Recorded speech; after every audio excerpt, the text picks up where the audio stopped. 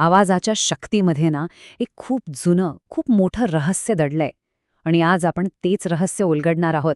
चला तर मग मंत्र रहस्य या अद्भुत जगात प्रवेश करूया. कधी असा विचार मनात आलाय की एखादा साधा ध्वनी म्हणजे फक्त एक आवाज आपलं वास्तव बदलू शकतो? ऐकायला थोडं विचित्र वाटतं नाही का? पण याच प्रश्नाच्या मुळाशी जाण्याचा प्रयत्न आज आपण करणार आहोत. आणि ह्याचं उत्तर दडले एका प्राचीन ग्रंथामध्ये, ज्याचं नाव आहे मंत्र रहस्य. हा ग्रंथ आपल्याला आवाजाच्या अशा शक्तीची ओळख करून देतो, जी खरंच आपल्या कल्पनेच्या पलीकडची आहे. सगळ्यात आधी एक गोष्ट स्पष्ट करूया. मंत्र म्हणजे केवळ काही शब्द नाहीत. नाही, ते शब्दांच्या खूप पलीकडचे आहेत. हे आहे कंपनांचं म्हणजे व्हायब्रेशन्सचं विज्ञान. मग प्रश्न येतो की मंत्र म्हणजे नक्की काय? बघा, हा फक्त एक शब्द नाहीये, तर हा आहे ध्वनीचा एक प्रभावी फॉर्म्युला. म्हणजे व्हायब्रेशन्सची एक अशी खास रचना जी थेट आपल्या चेतनेवर प्रभाव टाकण्यासाठी तयार केली आहे. या ग्रंथानुसार संपूर्ण ब्रह्मांड हे ध्वनीने म्हणजे आवाजाने नियंत्रित आहे. याचा अर्थ काय होतो? तर आपल्या जीवनातली प्रत्येक लहान मोठी गोष्ट कोणत्या ना कोणत्या मंत्राशी जोडलेली आहे. आपल्या प्रत्येक कृतीमागे एक अदृश्य ध्वनी काम करतोय. हे विज्ञान असं सांगतं की प्रत्येक गोष्ट, अगदी आपले विचारसुद्धा, एका विशिष्ट फ्रिक्वेन्सीवर चालतात. आणि मंत्र म्हणजे काय? तर ते त्या फ्रिक्वेन्सीला ट्यून करण्याचं एक साधन आहे. अगदी आपण रेडिओ स्टेशन लावतो ना, तसंच. बरं, आता ह्याच्यात थोडं अजून खोलात जाऊया. ह्या पवित्र ध्वनीची रचना कशी असते ते पाहू. हे एका वैश्विक अक्षरमालेसारखं आहे, जिथे प्रत्येक अक्षराचा एक विशिष्ट, गहन अर्थ आहे. अगदी बरोबर. प्रत्येक अक्षर म्हणजे जणू एक संपूर्ण ब्रह्मांड आहे. आणि हीच कल्पना मंत्रविज्ञानाचं मूळ गाभा आहे. बघा, संस्कृत अक्षरमालेतील प्रत्येक अक्षर हे फक्त अक्षर नाहीये. त्याच्यामध्ये एक विशिष्ट ऊर्जा आहे. आणि ही ऊर्जा थेट देवता आणि शक्तींशी जोडलेली आहे. म्हणजे हे एक प्रकारचं कॉस्मिक कोडिंगच आहे.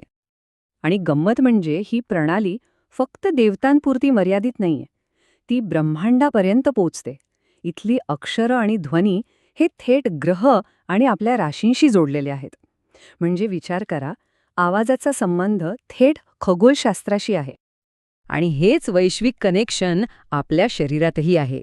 असं मानलं जातं की हे पवित्र ध्वनी आपल्या शरीरातल्या ऊर्जा केंद्रांशी म्हणजे चक्रांशी जुळतात, त्यांच्याशी रेझोनेट होतात. आणि यामुळे होतं काय? तर ब्रह्मांडाची ऊर्जा आणि आपल्या शरीराची ऊर्जा एका लयीत येते. ठीक आहे, आतापर्यंत आपण मंत्राच्या विज्ञानाबद्दल बोललो. पण मंत्र एकटा काहीच करू शकत नाही. त्याची शक्ती जागृत करण्यासाठी सगळ्यात महत्त्वाचा घटक आहे साधक, म्हणजे जो त्या मंत्राचा सराव करतो, ती व्यक्ती. मंत्र म्हणजे जणू एक किल्ली आहे. पण नुसती किल्ली असून भागत नाही, बरोबर? कुलूप उघडण्यासाठी ती योग्य प्रकारे फिरवावी लागते. आणि ही किल्ली फिरवण्याची जी कला आहे ना, तिलाच साधना म्हणतात. तर ही साधना करण्यासाठी किंवा ती किल्ली फिरवण्यासाठी 3 गोष्टी खूप महत्त्वाच्या आहेत. एक, योग्य गुरूचं मार्गदर्शन. दुसरं, अटळ श्रद्धा म्हणजे पूर्ण विश्वास. आणि तिसरं, सातत्यपूर्ण आणि शिस्तबद्ध अभ्यास. या 3 स्तंभांशिवाय मंत्राची खरी शक्ती अनुभवता येत नाही. आणि यात गुरूची भूमिका खूप महत्त्वाची मानली जाते. कारण असं म्हटलं जातं की मंत्रांचं ज्ञान केवळ पुस्तकं वाचून मिळत नाही. त्यासाठी एका योग्य गुरूचं मार्गदर्शन आणि त्यांची दीक्षा अत्यंत आवश्यक आहे.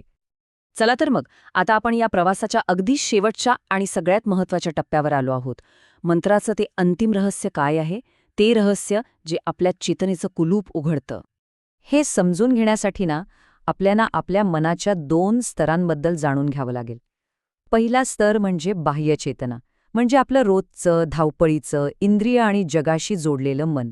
आणि दुसरा स्तर आहे अंतर्चेतना, म्हणजे आपल्या आतली, खोल, शुद्ध आणि वैश्विक चेतना, जी सगळ्या गोष्टींचा मूळ स्रोत आहे. तर मंत्र साधनेचं अंतिम ध्येय काय आहे?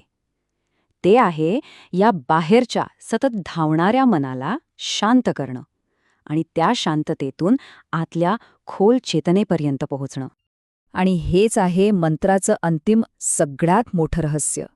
मंत्र एका व्हायब्रेशनल ब्रिजसारखं काम करतो, म्हणजे ध्वनीचा एक सेतू.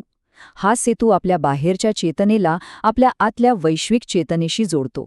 आणि साधकासाठी हाच तो क्षण असतो जेव्हा त्याची स्वतःच्या खऱ्या स्वरूपाशी ओळख होते. तर मग जाता जाता एक प्रश्न नक्कीच मनात येतो की जर ध्वनी संपूर्ण ब्रह्मांड घडवू शकतो, त्याला आकार देऊ शकतो, तर मग आपल्या आजूबाजूचे कोणते ध्वनी आहेत जे नकळतपणे आपल्याला आकार देत आहेत?